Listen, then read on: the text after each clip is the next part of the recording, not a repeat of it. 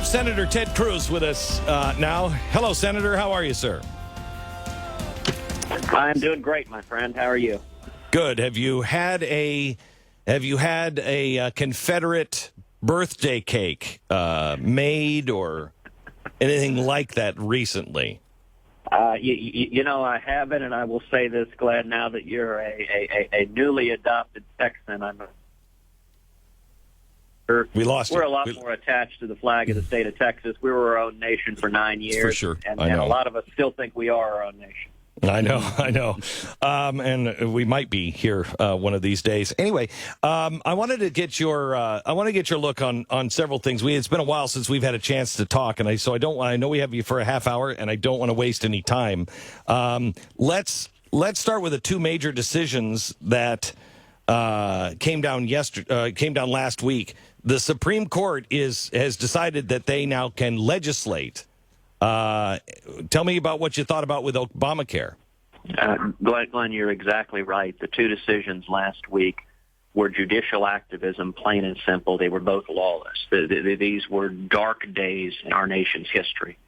On Thursday, a majority of the court rewrote Obamacare, ignored the text of the law, ignored the statute, and simply rewrote it to force that failed law on millions of Americans, to take away the jobs and the health care of millions of Americans. It was fundamentally wrong. And then the next day, on Friday, in the marriage decision, 5 unelected judges rewrote the Constitution, ignored the Constitution, and purported to tear down the marriage laws adopted in all 50 states to demand gay marriage in every state. It was profoundly lawless, and as Justice Scalia powerfully observed in dissent, it was a fundamental threat to our democracy. You said a minute ago, and this would be the headline if I were writing a headline and I didn't like you, these are dark days for the Supreme Court in America. So are you saying that people getting the right to marry, people having the right to love whoever it is they want to love, that's a dark day? Glenn, you and I both believe in the Constitution. I've spent much of my adult life fighting to defend the Constitution. Last week, twice in 2 days, the Supreme Court disregarded the Constitution. You know, reasonable minds can disagree on the question of marriage. Personally, I am a strong supporter of traditional marriage, of the union of one man and one woman. And marriage was not created by man, it was ordained by God. But I have also spent decades fighting to defend the Constitution. And under the Constitution, marriage has always been a question for the states. If an individual citizen disagrees with the definition of marriage in his or her state, there is a method under the Constitution that you can try to seek change, which is you can try to convince your fellow citizens to go to your state legislatures and change the marriage laws. That's the constitutional system. What we saw happen last week, Justice Scalia put it perfectly, where he said 5 unelected lawyers have declared themselves the rulers of 320 million Americans, because what the court said is they don't care what you think, what I think, what any democratically elected legislature thinks. They're going to impose by decree their radical and elite view of marriage on everybody else. And that is a profound threat to our democracy when we no longer have the ability as citizens to pass the laws that govern ourselves. So Scott Walker says that he is going to push for a constitutional amendment that will ban same-sex marriage. Rand Paul says we should get government out of the business of marriage entirely. What would Ted Cruz do? Well, a number of things. One, several months ago, I introduced in the United States Senate a constitutional amendment to protect the authority of state legislatures to define marriage as the union of one man and one woman. Number two, I introduced legislation in the United States Senate stripping the federal courts of jurisdiction over attacks on marriage. That's one of the explicit checks and balances the Constitution gives Congress to rein in an overreaching judiciary. And then number three, in the wake of last week's rulings, I have publicly called for us to adopt a constitutional amendment to make Supreme Court justices subject to periodic judicial retention elections. 20 states across the union do that. And if these Supreme Court justices are going to jump into the political sphere, are going to violate federal law and violate the Constitution, then we've got to have a meaningful check for we the people to rein in judicial tyranny. Tell me about the Supreme Court ruling on Obamacare. What do you do now?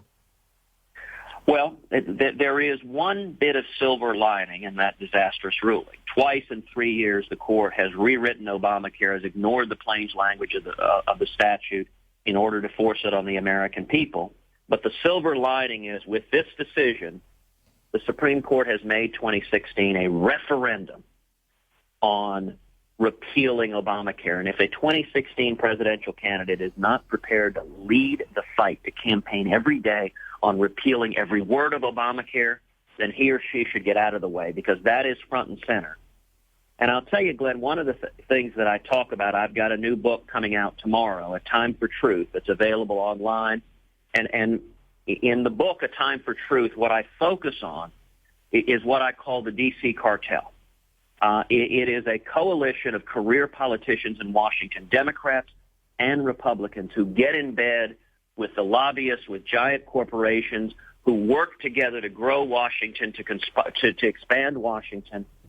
And the sad reality is, in the wake of last week's decisions, an awful lot of Republicans in Washington were quietly celebrating that they put out a statement mildly disagreeing.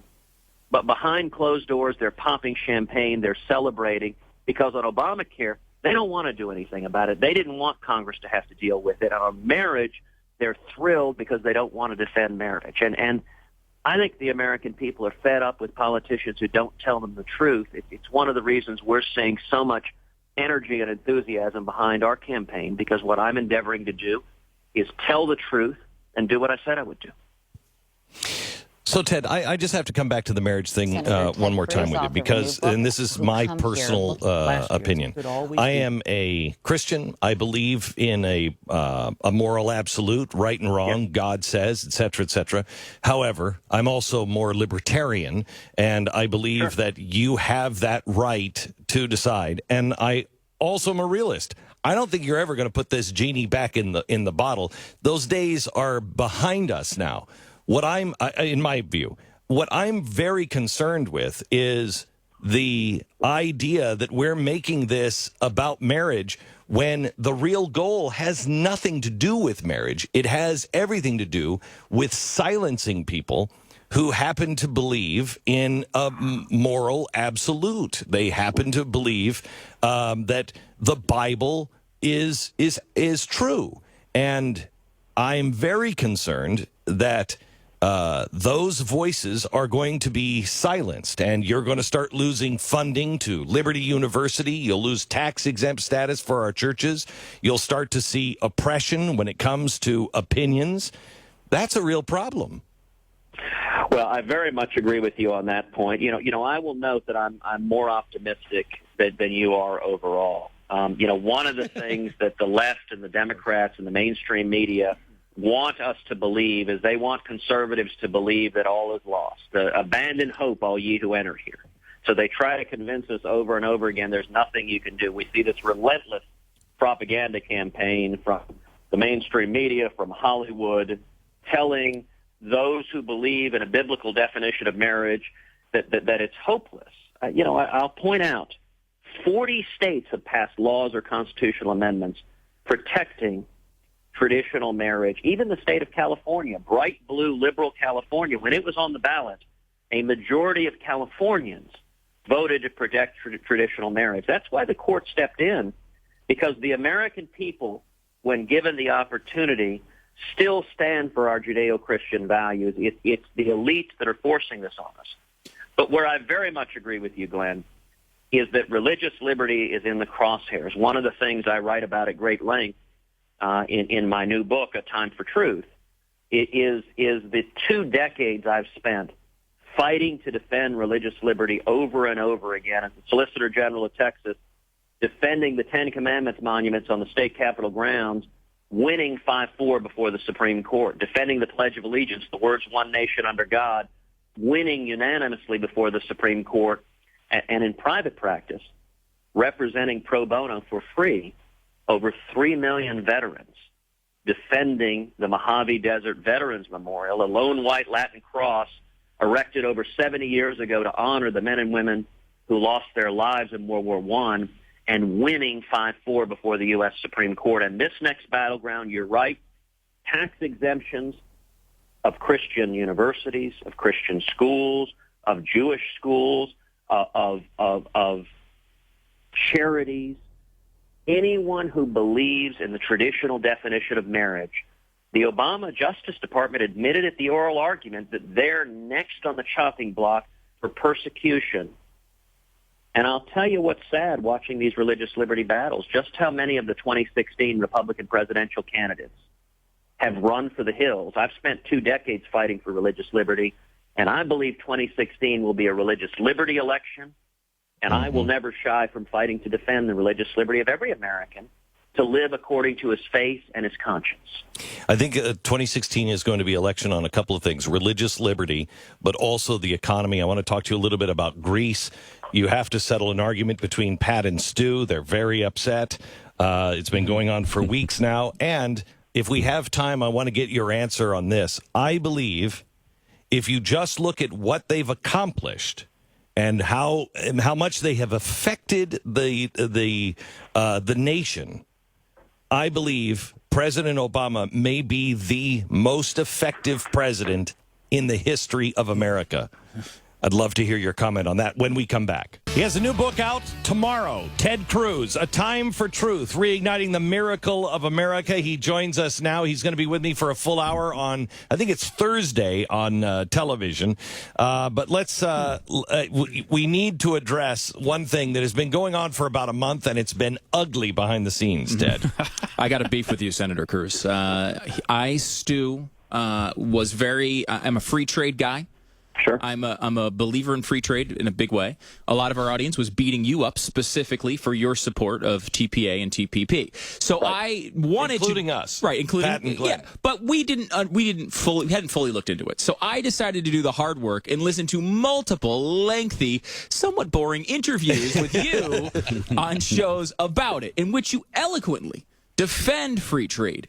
You eloquently defended all of the accusations about you TPA. Had him at hello, TPP. and then we had to listen for days about how you defended it. And what I said was, he got more information. But wait a minute, hold on. Let me finish here. Because I went and I said, I tried to pitch this to these guys, Senator, and I said, listen to these interviews. Listen to them. He's defending all the points you're bringing up. He's got the answers to them. And then when times get tough, you bail on me and you switch sides. Can you explain this? Well, Stu, let me start by apologizing that the interviews were boring. And I will say every interview I've done with you guys has been anything but boring. Sorry for that. So I appreciate you when you were defending me, and I appreciate you always when you're speaking the truth, as you guys do every day.